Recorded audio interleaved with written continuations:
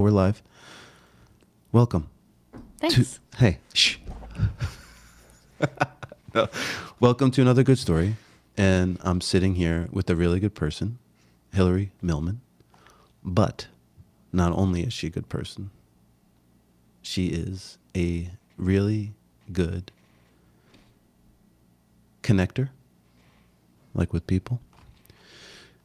Not with like Legos. You're a really good builder. Again, with more people. Not like houses. You probably can't build a house. You're a really good creator. Because you like make stuff out of nothing. I don't know if you realize that's what you do. You're a really good friend. Like not just to me, but I just know that people in your life, like they consider you a good friend. And that says a lot. You're a really good jokester. Like you're funny. And I also know this, not because I've witnessed it, but just how you talk. You're a really good daughter. But most importantly, you are a really good person. And that's why you're here. So welcome. Thank you. You're almost going to make me cry. Thank you. And thank you so much for having me here. I've been here before, but thanks for this. And I'm excited to talk to you today.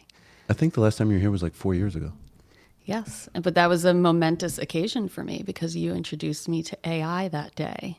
Really? Yes, I had not used it on my own yet. And you had just told me something that you were doing with it and made it seem much more approachable because you were using it for like just a personal thing. And I thought, well, that's cool. I bet you it was for the subjects on emails, right? No, you were using it to edit a note or a letter you were writing to someone in your life. Wow. I remember who, but I don't know if you want me to say that on here. Probably not. Right. So you were using it to help you edit something that you were writing. And it just seemed like a really approachable way. And you were talking about it differently than I'd heard everyone else talking about it. So I literally went back to my office like that day after I left here and just started using it for the first time. And it's been really a big change for me in a good way. So you get credit for that. Thank you. I don't really want it, but I appreciate that. Too bad. It's not optional. But it's so crazy how much, like you think about that when it first, because we're at the point now, it's been around for enough of years where people thought it was going to be something and it's been something different. And now I feel like people are not even using it anymore. And there was a rush to use it. But then the people mostly that are using it are using it more like Google than a tool. And that's kind of a mistake, to be honest. Yes. I find myself often going back to Google or encouraging people to do that and like only to use certain tools like chat. I mean, not that I'm the expert in this, but chat or things like that for particular things and not to rely on it for more than it's good for. I've invested in a person who is creating an AI platform for like in all ways, like make websites, make videos and all these things. And he's partnering up with this guy in India and he's always like, look what I can do. So I'll tell him, so he went to like a networking thing and I was like, hey, he's like young and they don't have business cards. You know, like if you're 25 years old, you're not even using email and websites. They think that's such a joke, which I just learned this. They've moved on. Yeah. So if you want to reach them, like don't send them an email. But the reason I was he went to a networking thing and he didn't have business cards. So I showed him my digital business card, which creates a QR code. Anyway, he made a QR code so he went to his AI because he doesn't do he just has a phone. He walks around with his phone. That's his tool with AI built in.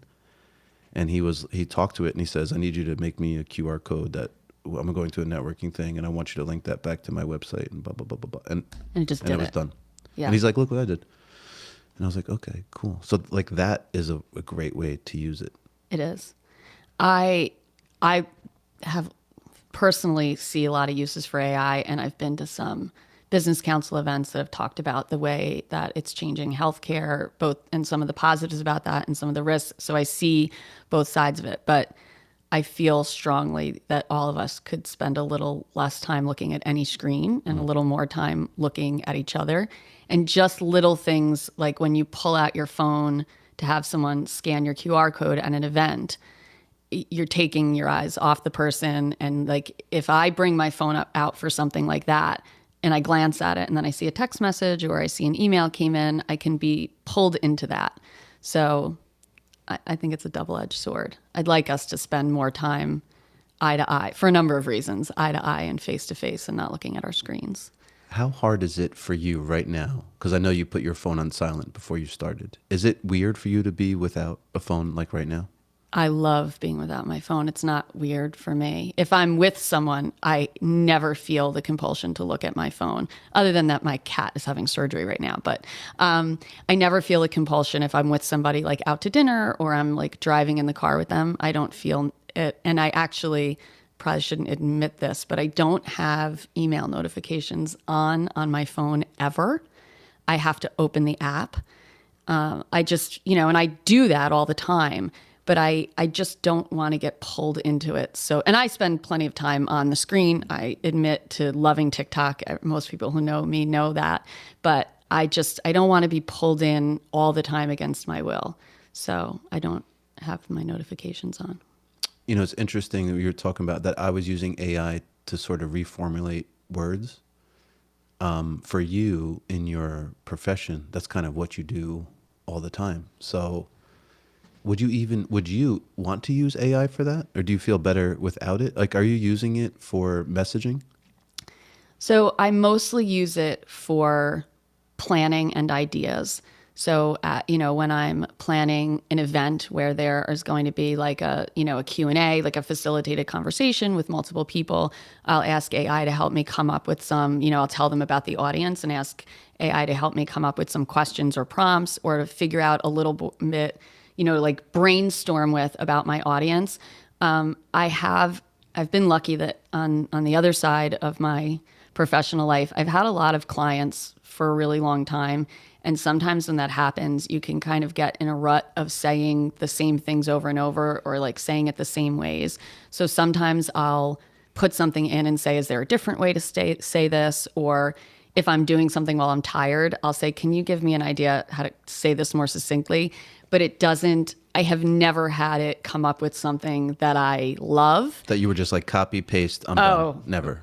100 miles from that. So I like it for idea generation or approaches to messaging. Like you could focus on something else, but the language, first of all, just is never going to have like the passion for like it's never going to have the passion that I have about I feel so strongly about every single thing that I have to do related to work because I know it depends on it. So I never think you're going to get that out of AI. And also, I don't always feel like my writing is the best writing. I would never say that, but there are reasons why in every field there are people who have expertise. And I also feel like you will never mimic that. Photos, graphics, video production, writing, communicating, decision make. And actually it's probably because with all of those things, there's decision making that goes along with it that requires you to understand the audience and understand the culture of the area where your audience is and where you are, that I don't think AI will ever grasp the way that you and I who live in this community could grasp it. Well, one thing I don't think people realize that we do really well as humans is curate information. So deciphering what we actually need to know, what is important, and like putting that, whereas AI, at least now, is just ingesting everything and then outputting. And like sometimes you can tell AI that it's wrong and it goes, oh yeah, you're right.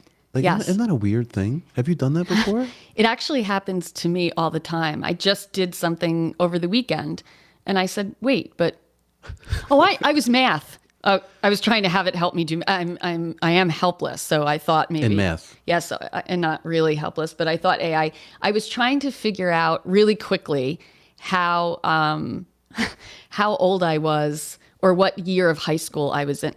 One of my high school professors passed away. I was in his class when they read the OJ verdict. And I was trying, so I asked, I'm like, when was the OJ verdict read? I remember 94? being in his class. I think it was 95 or 6. Yes. So I know where I was during the chase and I know where I was when the verdict was read. But so this English teacher passed away. He taught AP English and other people were saying that they were that they were in his class as seniors. And I said, no, but I was a junior. So I asked ChatGPT, this is so ridiculous, but I asked ChatGPT like what grade I would have been in at the time, and it was wrong. And I said, no, I was a junior. And it said, oh yeah, you're right, I was wrong, you were a junior. And I, if that were a person, I would have said, well, then what good are you? But I think that's why for idea generation. Why didn't you say that to AI? I don't want to waste the water to belittle AI. I'm embarrassed that I'm using it all for something so silly, but it was just this weird thing that I wanted, a little mystery in my head, because I was so sure that I was in this man's class when that happened. And I just wanted to make sure I wasn't misremembering. So that's why I say I really love it for idea generation and to help get me thinking about something that will like expand my narrow focus, but not for facts, research, or anything, Yeah, some of it's tough. Some of it's really tough, honestly. I did it for, I was in flux about if my son's school got canceled or there was a snow delay. So I asked, and it said, yeah, they're on a 4-hour delay. And then I was like, this doesn't how long is the right. school day? He's going to school for 19 minutes. Like each period is 7 minutes. You're in the hallway longer than your class. Yeah, and I was like, this doesn't sound right. And I said, like, I think you're wrong. I was like, I'm pretty sure they're open. Check again. And she goes, yeah, you're right. I made a mistake. What's actually has annoyed me lately, though, is that even if you Google now, you get an AI summary first, and that can also be wrong. So that's becoming a point of frustration for me. I will tell you, Google is losing a lot of money. Do you know about this? Like this AI mode is killing Google, like their revenue. They make so much money in marketing, ads and all that. So if you go around the search, which is sort of like curating information, and now AI is more synthesizing information. Yes. You are bypassing the marketing, which is interesting. Oh, they don't like that. What is that? The helicopter. It sounds like an airplane or a helicopter. That's pretty low too. Maybe something from Camp Smith. Sorry, that was fun. It is. I hear it now. Sorry, just a little break. We're talking about what you were saying, that you're so passionate about some things that you do. And so what I love about like this podcast or show and using this as an excuse to sit across from somebody that I really like is like I don't have to lead with, so your name is Hillary, what do you do? And blah, blah, blah. But now that we've been already talking, can you slam that a little harder next time? Definitely. Could you give me something metal too? Okay. I just had a sip of water if anyone missed it. It's delicious.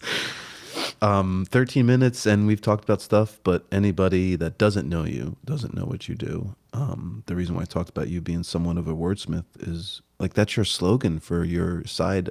It's not even your side hustle. I don't know. Can you explain? No, I don't want to ask a question like that. I don't like those. You run ADO, which I have two main hustles.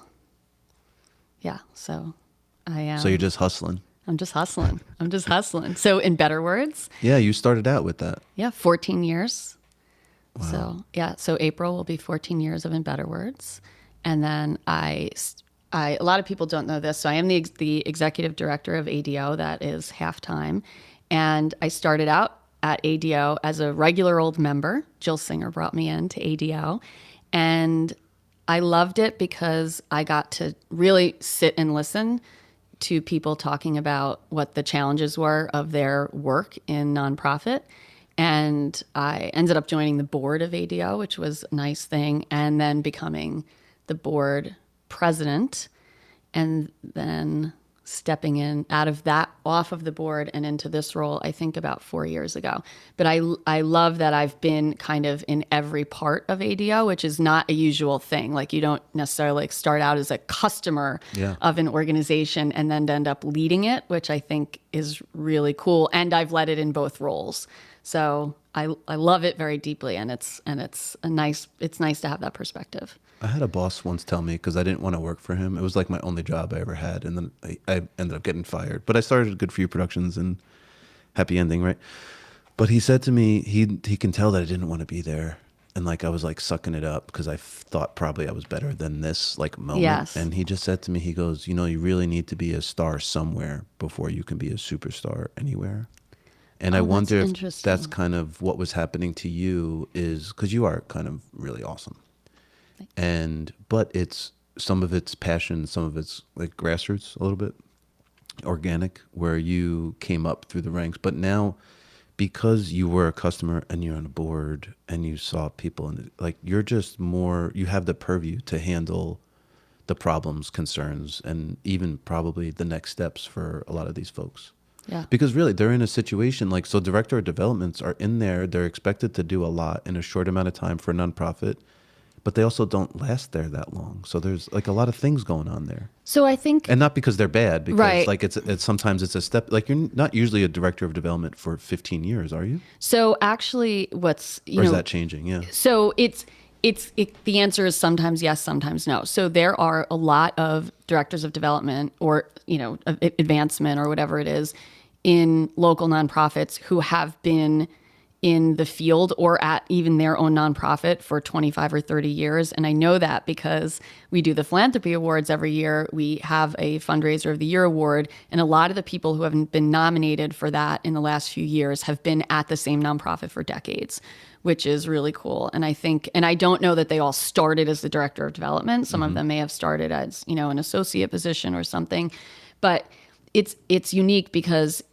it doesn't all come down only to what obviously the director of development is doing, but if the nonprofit is working as a whole and growing, that role can grow. I think, speaking as an outsider, I don't want to speak for anyone else, but it seems to me that the role can grow even if like maybe the title doesn't change, because you can start out in development at a fledgling organization or a small organization when it's grassroots and you're the only person, and years later you could still have that same title, but you could have a team of 8 people underneath you in your department, and now you're overseeing this whole big thing. So I do see that there are a number of people. It's also a field where there is a lot of turnover, and I think that's one of the things.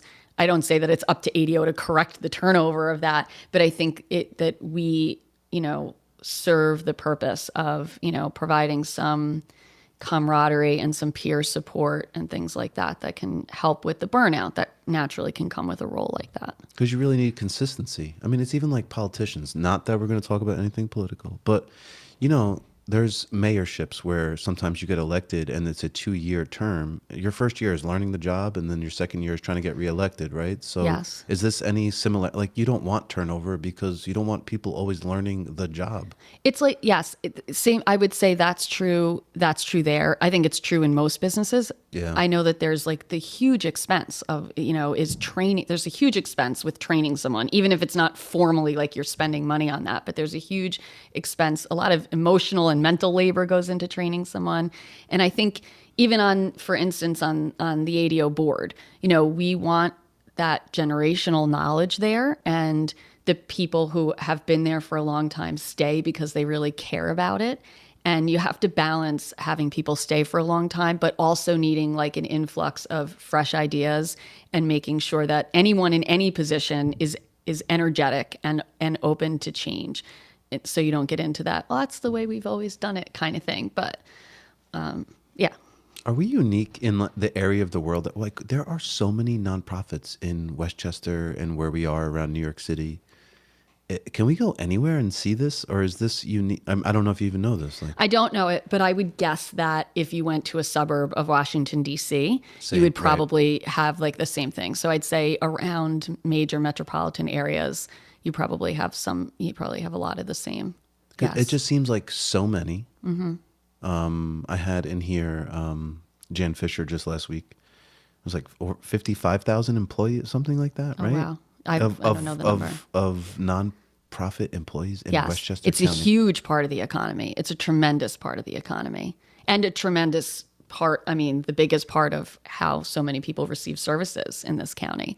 So it's very integral. And I think the nonprofits do a really good job of providing those services, that they do a better job than some of the alternatives would be. So some of the most of like the best and brightest people I know are running nonprofit organizations. So there's definitely, I know that there's sometimes like a misconception, like, oh, if if you're so good, you would be running a business. And I think running a nonprofit is incredibly challenging. And like I just said, some of the smartest people I know are doing that job at big organizations. And I think they're incredible. Yeah, it doesn't mean that, well, so from a business perspective about nonprofits, because I've been doing this for way too long in my life, it feels like now, and especially with nonprofits in a way.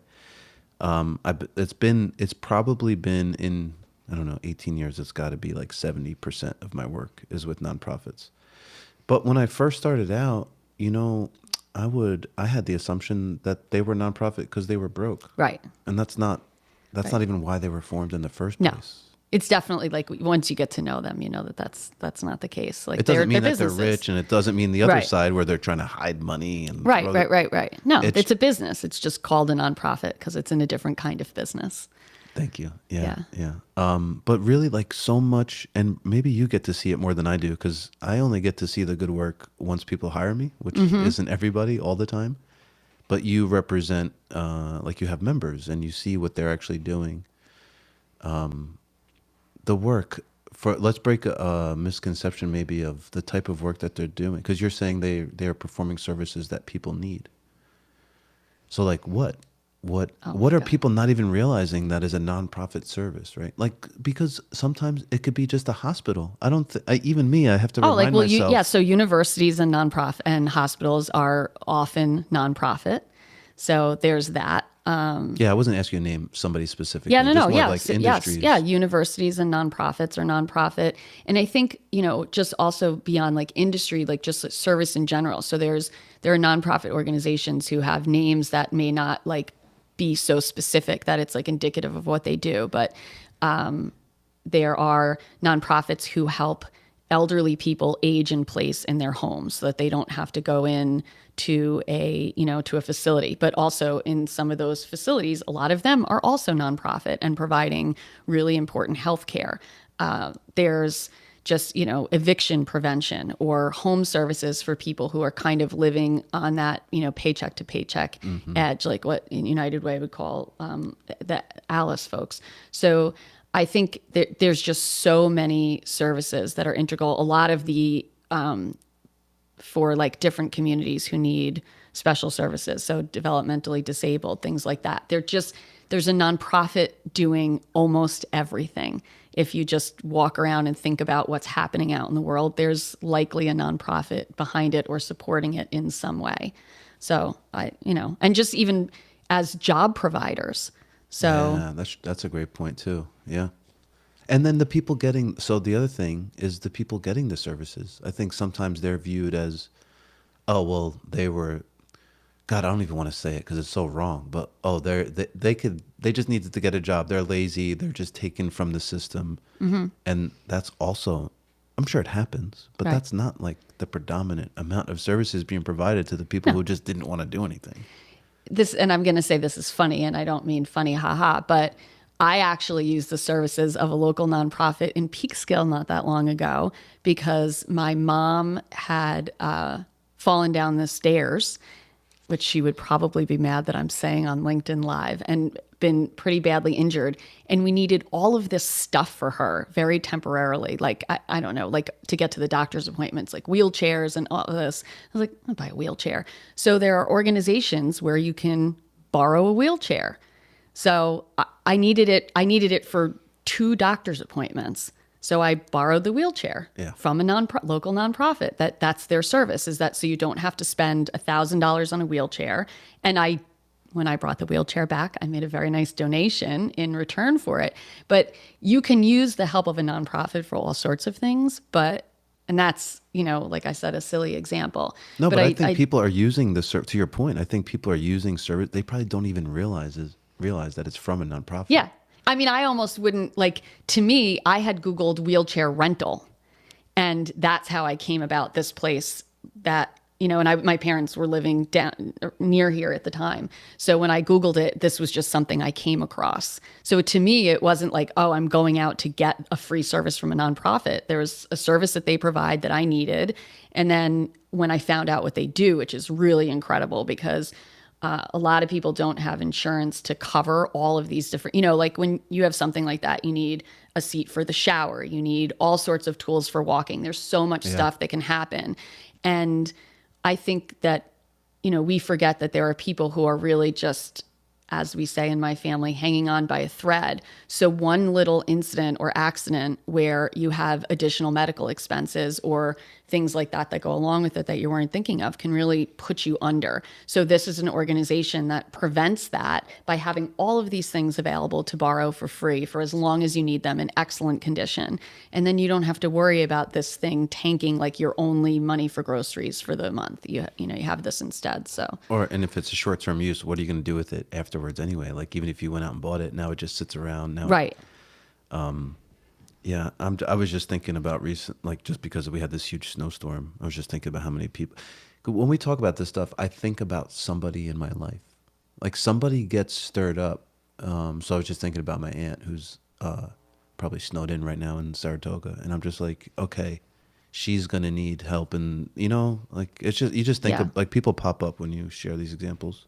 Well, there are people that are, like a friend of mine has just started, he's going to start volunteering to drive people to doctor's appointments with a local nonprofit. So, he'll pick people up and drive them, wait for them and drive them home. But like someone to dig out. So some people have the ability or have a family member has the ability to pay to someone to help them dig out. Not everyone does, but I bet there's a nonprofit that sends people around to shovel people who can't do it themselves out of their houses. Whether or not you can easily find that resource or know that it's there or are willing to ask for the help. But I guarantee there's a nonprofit that does that. My parents are so lucky. They had their next door neighbor. So they have 3 kids, I think. And they're trying to instill these like values into them about helping out. And so they just are instructed to go next door and shovel my parents' driveway, which is really great for me because I don't have to go up there. But then it's really cool because they get the value, and my mom will try to offer money, and then the neighbor goes, no, I'm trying to teach something.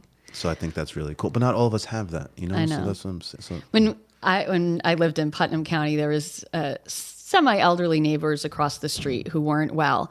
And the first thing I did every time it snowed is I would go out there and first I would text, but they were a little older, so they didn't always look. And I would yell at them, like, do not shovel.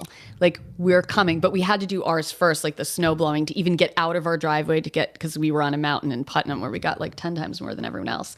And it was like my number one thing was I would sit in my house and watch theirs. And the minute they tried to come outside and do their own, I was like, get in your house. I don't even want to see you out here. Don't put your gloves on. And it became like this little thing that I was like, they're like, you're kind of mean when you're being nice. And I was like, too bad. Go back in the house. So, but they were very appreciative. Where do you think your values come from? Because you do care a lot about people. Oh, my parents. Is it your parents? Yeah. Yeah. They told you to be nice to people? They told you to care? What do you mean? I mean, a little bit. But it's a part of your life now. Certainly, leading by example. My earliest recollections of helping are 2 really on my mom's side, is that if we were going anywhere and there was an animal who was clearly a pet, like a dog, like running down the street who had like escaped from someone's yard, my mom would pull the car over, get out in the middle of the road, stop traffic in every direction, catch that animal, find out who owned it, get it home, things like that. And there was always, whenever throughout my entire life growing up and still today, if my mother was in the room and someone said that they had a struggle or a problem, her immediate reaction was either to help herself or to find someone else who could help. And it was just, the response is always to take action. And I think, my dad, who I wouldn't say is as charitable as my mother, but is still, charitable and empathetic, also has that kind of like leads with that take action. So if you go to him and say, I have this problem, his response word for word is, what are you going to do about it? Immediately, like, what are you, like, do something. So I think watching, so just that general, it's on you to do something, not to sit around and assume someone else will take action to either save you or save someone else. You have to do it. And then watching my mom's just always being the one to jump in and say, I'm like, we're going to help, or I'm going to help. I mean, we moved on from dogs to people.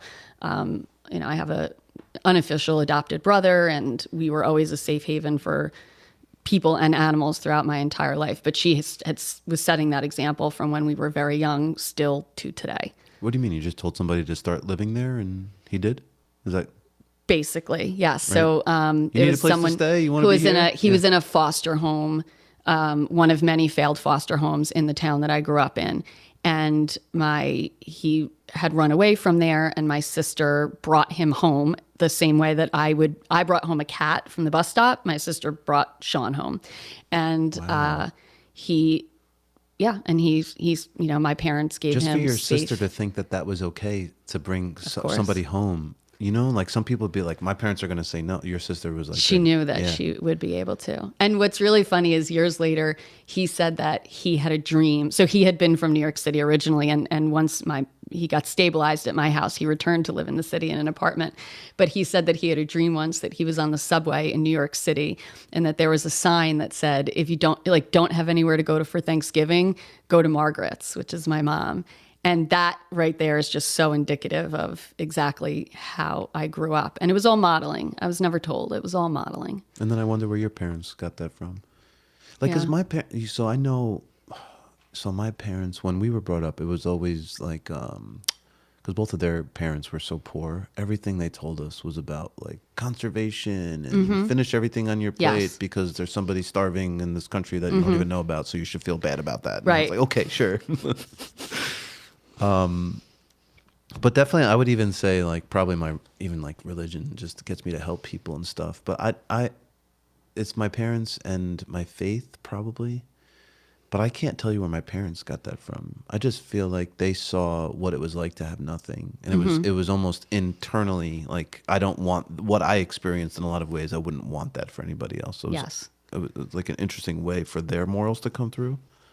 I think mine was also very mirrored. Like if I saw my parents, if they behaved differently, I would have been like them.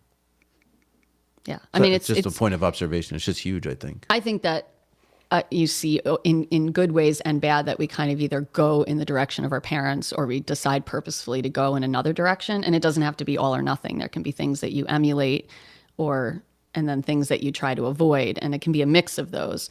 But it's a thing that I'm grateful for. Like I didn't have to kind of learn it myself as I got older. It just was intrinsic. I do sometimes worry that I'll get run over. I'm not kidding. I do sometimes worry that I'll get run over trying to get somebody's dog out of the road. But I figure, if it's it'll quick, be a great story. It'll be a great story. And I'll tell you're going to tell.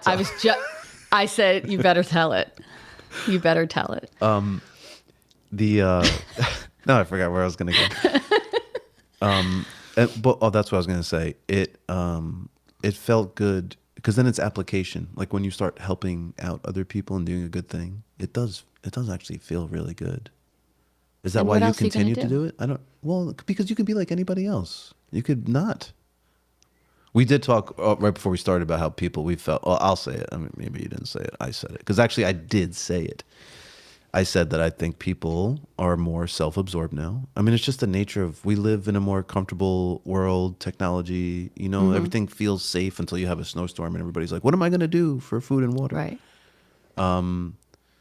But I just feel like applying good, when I make these projects and when I don't know if I actually help out anything. I help other people help sort of, I know what you're going to say, but I don't feel like I help people. I know what you're going to say. The pain of wanting to argue with you and also not interrupt. Go ahead. So I think the battle going inside of me right now. Isn't it harder to interrupt when you're wearing headphones? Don't you feel like it's hard? Oh no, you're just being respectful to me. Totally type A enough to interrupt under any circumstance. You can. They're not rules, they're guidelines. What's your question? I forget. I keep doing good things because of how it makes me feel. And I'm wondering why you keep doing good things. I mean, I think it definitely makes me feel good, but I also think we have so I'm not I as joke that I'm a altruistic heathen. as you, I think is what's happening. I don't know. Like I joke that I'm a heathen. I was just volunteering with someone who is a pastor, and I kept saying that we were going to take it on the road and we would be the pastor and the heathen. So there's no religious anything in my life or my body or in my history. Right. And so that's not where it comes from. But I do there's like an Emerson quote about what success means. That's my guy. And oh my God. Are you serious right now? Are you referencing one of, I'm going to show you something after. Yes. Yeah. So it's on my refrigerator, and like, what does success look like? And to leave the world a bit better, whether it's a healthy child or a garden patch, or knowing that even one person has breathed easier because you have lived. Goosebumps. So what do you hear? And I don't have my own kids. So I always, if you know me on social media, I always say and then I put sisters in parentheses, my sister's kids. And I have been a very involved auntie for 28 years, which has been the most important job I've had, besides maybe being a daughter, is being an aunt.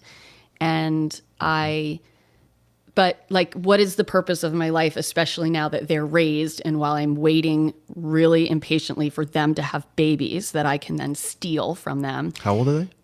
My nephew is in his late 20s and got married recently. My nieces are too young for that discussion. They're 18. Okay. Yeah. So I'm semi-anxiously awaiting the next generation of babies. But in the interim, like, what is my purpose, not having my own kids to raise and turn into good humans? And I think that some of the work that I do, and I'm not one of the people in the trenches, like you just said, I feel the same way that you do. Like, I'm not one of the people in the trenches, like, doing the work. I do my own, totally separate from anything professional. I do my own volunteering, and I do some animal rescue, and none of that has anything to do with the work that, I get paid for or do publicly. But I'm mostly not in the trenches as much as other people. But I think you have to have some purpose, or else, like, what, you just here to, like, fulfill your, like, desires? Like, that's not, you got to have something where, and I do, the gardening and all of that. So you have to have some mission, or else I think life could get pretty depressing. Ralph Waldo Emerson was the author that completely turned my life around. Oh, yeah? In what way? I was a dysfunctional human. Really? At the age of 15. Okay. And then my English teacher, who saw that I could write, gave me his book, which was... English teachers save the world. Mine did. Well, she saved me. Yep. And I'm the world. Bernadette Lingardo. Absolutely. And then, the crazy thing about school and life is I had her sophomore year of high school. And then I went to Mayapack. And then they gave me her again junior year. And then they gave me her again senior year. That's awesome. And without her, I don't have, like, reverse engineering my story. I don't have Good For You Productions. I always thought I was going to be, sorry, I just hijacked the interview. I hope you don't mind. No, I want to hear it. I asked you. I'm in charge now. Tell me everything. Well, my parents, dad, were really saying, doctor or lawyer. Not even teacher, because teachers didn't make any money. Doctor, lawyer, dentist, I think was another one. I was going to go to Notre Dame. I was going to be the quarterback of the football team. Like, big dreams, like, a lot to live up to. Like, sure, I don't even know how to, like, really, like, tie my shoes yet, but sure, I'll do all those things. I was going to say, can you throw a spiral, or? Oh, Hillary, I was a really good football player. Oh, okay. Yeah, I played MSA Pop Warner as from 6 years old until I stopped in 8th grade okay. because I had an argument with the coach who told me I was too fat, and he told me I couldn't be quarterback anymore, so I quit football. So right after that, my life goes down. It's part of the story, actually. My life goes down the tank because they just took away my identity, which I thought was a jock, football player, captain, dating the cheerleader. Oh, you don't. That's so interesting. And now I go into high school with nothing. I was a really good baseball player still, so I still had that. But football was like such a part. Right. It was integral. So now it's like, yeah, you're not even athletic enough. So now you don't have that going for you. So what are you going to do with your life? And I was kind of lost. But creative, I'll wrap this up. Creative writing, exercise, and my teacher would just see that I would just, like, turn pages and keep writing, and everybody else was looking around. And she was like, you should be a writer. I'm like, what? So I wrote a story. She gave me an assignment, and she got me published at 16. That's amazing. It changed everything, paradigm of who I was. Does she know this? Does she know? I tell her all the time. Okay. It's like probably annoying for her to hear how much I tell her. I love it. And my pay it forward is I take Mayapack has the WISE program. I forget what does it stand for? I don't know, but I know what it is because I do a school district newsletter, but I can't remember. I couldn't even get the W. The E is definitely education, but essentially they take seniors in high school who are they're going to go into college and they need to figure out what they're going to do with their lives. So they get almost like an internship where they get high school credits for it. So because of that, they just send me one a year, and I try to honestly like changed their lives. Like Yes. that's my pay it back to her. Yes. She's retired. She's good. Why did I tell you that story about me? What was that? Why was that important? Emerson, how she's the one who introduced you to Emerson. It was Emerson, self-reliance. Anything about that. The words that you said before, I have framed in a picture over there. I want to show you like how much that means to me, because that's what I've dedicated the last, like since I was 16. As selfish as I am, because it does feel good. If I was giving stuff away and it made me feel bad, I'd probably stop doing it. Right. That's what I mean. Like this altruistic behavior is, I don't want people to think, like even me sometimes, that I put myself on a pedestal. I do this for very selfish reasons. But I don't think that you can feel good about helping others if you're not good. Because if you were not empathetic, if you didn't care about other people, then helping them wouldn't feel good. So I feel like you're in this circle where you're trying to get out of getting credit for being altruistic, and I'm not going to let you. Okay. So I am like way too empathetic though. That's something I will take credit for. I actually need to turn that off. Same. Really? It's excruciating. It's like debilitating sometimes. Yes. But I don't consider myself a type A. I don't even know what makes somebody a type A. Why do you call yourself a type A? Did you do a test? It's so funny. I actually just looked this up like a week ago and then promptly forgot because I had learned like that a type A minus? Maybe. Well, I don't want to say because type there's B. also a type C. And I think, so I would say, just like with anything, one of my favorite phrases is that nobody's all one thing. So we often feel like conflicted about someone who we're supposed to like or love or hate or respect or not respect. And you're like, oh, somebody I think is terrible did something good. And I always say like, nobody is all one thing. So I think like some type A, like control, anxiety type, wanting things in a certain way are some type A personality traits. I'm not one of those people who shows up to the airport and then starts looking for my passport. Like, oh, everything will be fine. Like, in some regards, like more of a planner and like a fusser, as I might say. But yeah. So what are you planning for this year? Not that kind of plan. No, not useful types of plans. What am I planning for this year? I'm not so much. I am I assume if it's approved, I'm getting my MWBE reinstated. Nice. But there's no plan to do, and then you're going to say, oh, to do what? Absolutely nothing. I was just going to say nice. That's congrats. It. Like, no, there's no plan there. Is to just, I don't know. I don't want to say like just see what opportunities pop up, because that sounds like a little more passive than I am, but I'm not. Is it something that every woman-owned business should have? Is that certification? Is it certification? Would you call it? Yeah, so it's a certification. And I think it's a good idea because I know that pre-pandemic, a lot of things changed with the pandemic, but pre-pandemic, there are nonprofits who get grants and funding, and they were required to use someone with an MW, so a minority or women-owned business certification for a certain percentage, like to spend a certain percentage of that money on that. Right. So it can be, and I didn't get my certification to get new clients who might be hiring me just because I'm on that list, but I had existing clients who said it would be helpful to them if I got the certification so that they were not going to stop working with me, but they wanted to be able to count my work toward that requirement of the money that they were getting. Yeah. So, and I think that anything that lends an air of like legitimacy or whatever to you. I did get a couple of clients because I was on a list. It just turned out to be a good fit, like nonprofits who are looking for someone with my skill set and found me through that. Like some people just look at that list, but I honestly will say that I don't know if that's changed at all in the current environment. So, do you learn anything through this certification process? Suffering. How easily frustrated I am. The deadpan. If you listen to this, hopefully you watch it. The deadpan that she just delivers is brilliant. Oh my God, it's awesome. It's one of these.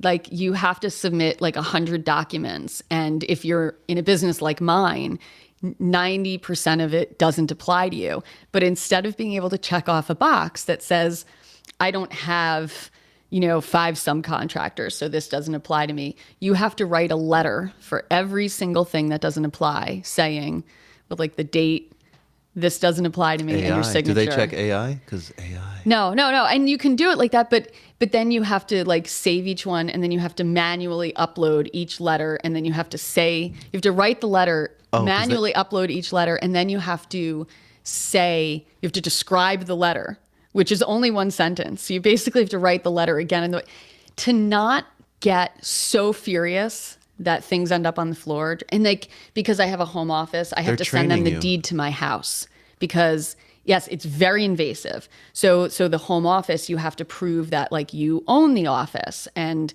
it's so much work. And that's from my time. I mean, I could measure it in hours, but I know that we have a mutual friend in the business community. It took almost a decade to get it, because they're like a big, big business. It's a little bit of a painful process, but. No, they're just training you for the painful process of then applying for the jobs where you would get the job for that certification, because I'm sure it's the same application, right? No. Once you're in, you don't. No. Once you're in, you're on a list, so someone can call you, or you can just So for me, I will add it to my email signature. I'll announce it on LinkedIn. I'll put it in my LinkedIn signature, my email signature, things like that, and people will just know that it's there. And I don't know what the process is on their side, but I think it's relatively simple. I haven't been asked to do anything for that. But the process you're describing is why I did not become a licensed drone pilot. Really? Yeah, it's just so much work to fly, and I already know how to do it, and I just don't want the... So is someone who's doing photography with a drone have to be a licensed drone pilot, or not if you're just doing it for fun? Well, Hillary, anything can be done, but I would highly recommend. Yes.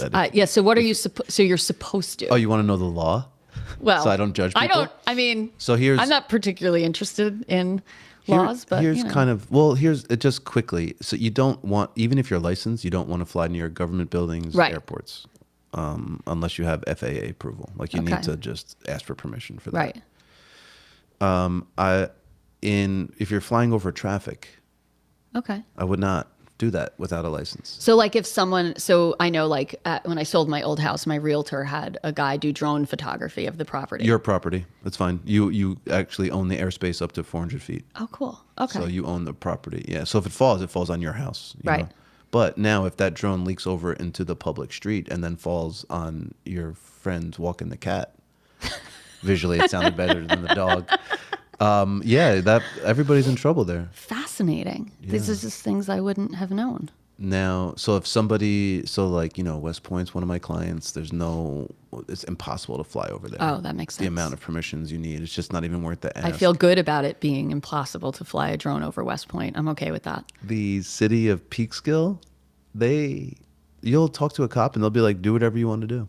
That's personal experience. Okay. Don't take that to the bank. I feel like you have to have this like list, all of us, cops down to regular old us, this list of things you're going to worry about, like depending on your situation. And I feel like, I'm flying a drone over this building to take a picture for a client. There are probably bigger issues for most people to worry about than that. Unless the dumb thing happens and you hit the lady walking her cat, then retroactively it's a problem. Yeah, for everybody. And you better have insurance, which is a lot of probably what drone pilots If you don't drop have. your drone on my cat, we're gonna fight. Well, I did not drop it. It may fall on its own. That's not the way I'm gonna see it. I'm gonna be so unreasonable, and it's gonna be terrible. Like, do not drop your drone on my cat. I don't know why I want to say this. I'm gonna go because I know you're protective of your cat. I love your cats too. It's fine. The thing, for some reason, I actually want people to know about what we're talking about is in terms of photography, you actually don't have a lot of rights. Right. Meaning, if I was flying a drone on my property and filming you inside your house on your property, you can't stop me. Yes. And I don't think people realize that.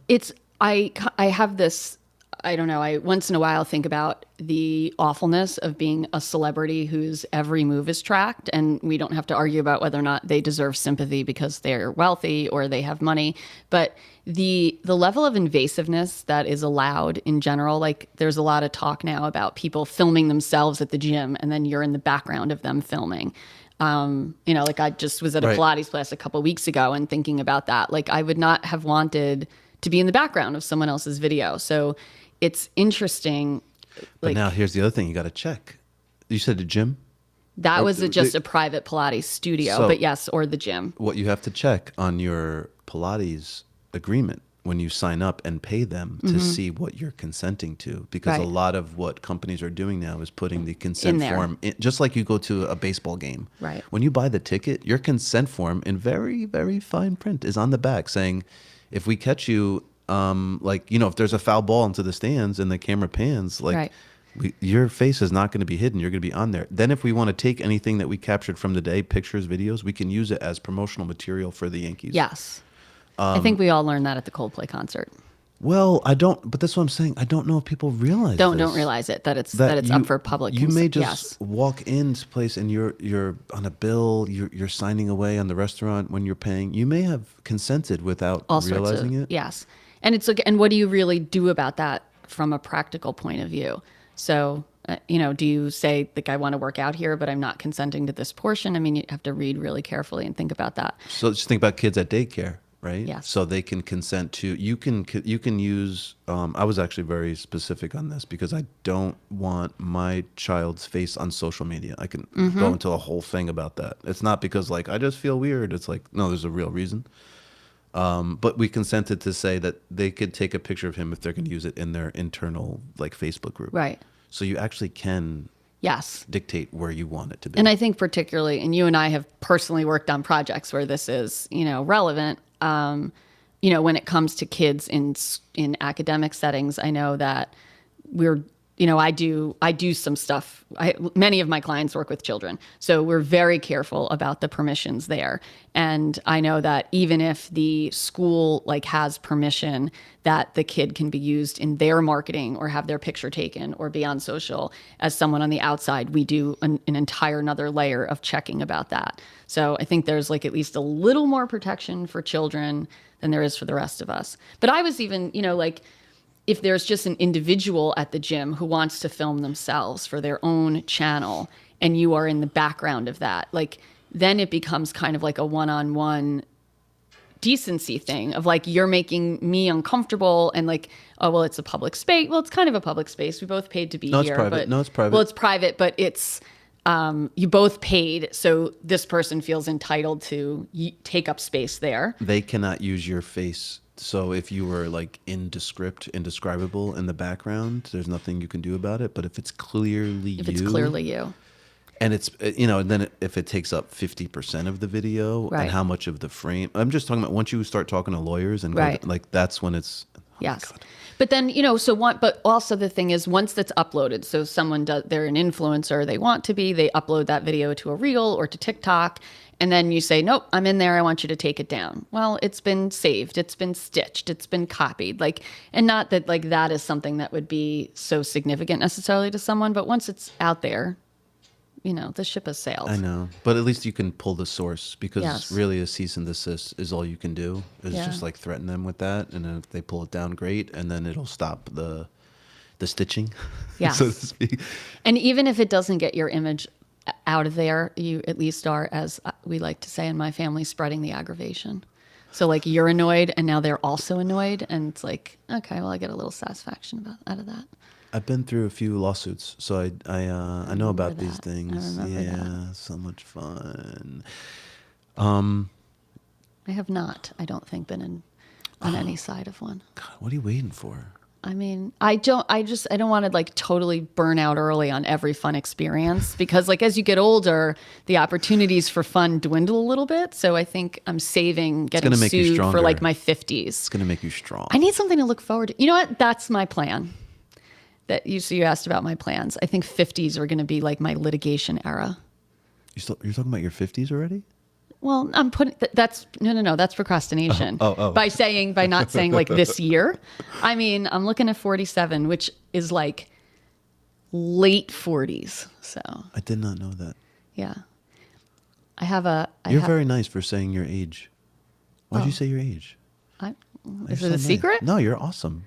I didn't know people would say that, especially women. Yeah, it's not a secret. I'm 43. I feel like I have to tell you that now.